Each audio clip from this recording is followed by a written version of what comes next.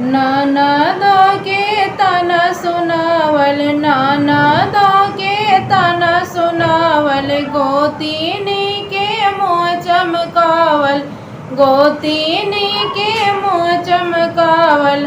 शिव गुरु से अपना बतैबे करब, शिव गुरु से अपना बतैबे करब। होके द गोदिया में ललनवा, घरे में चर्चा करैबे करब। होके द गोदिया में ललनवा, घरे से चर्चा करैबे करब। होके द गोदिया में ललनवा, घरे में चर्चा करैबे करब। बड़की जेठानी करे मन मानी, बड़की जेठानी करे मन मानी, देवरा के फुटानी छोड़ैबे करब, देवरा के फुटानी छोड़ैबे करब। होके द गोदिया में ललनवा, घरे में चर्चा करैबे करब। होके द गोदिया में ललनवा, घरे में चर्चा करैबे करब। होके द गोदिया में ललनवा, घरे से चर्चा करैबे करब। होके द गोदिया में ललनवा, गौवा जवार में न्योता भेजाई, भी गौवा जवार में न्योता भेजाई।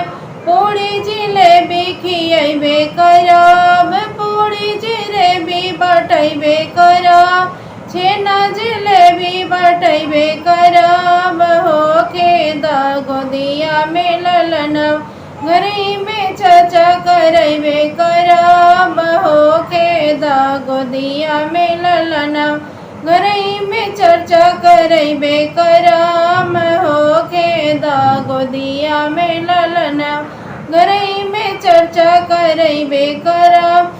गौवा जवार में न्योता पेठाइबे, गौवा जवार में न्योता पेठाइबे, बेटी बहिन के बोलैबे करब, बेटी बहिन के बोलैबे करब। होके द गोदिया में ललनवा, घरे में चर्चा करैबे करब। होके द गोदिया में ललनवा, घरे में चर्चा करैबे करब।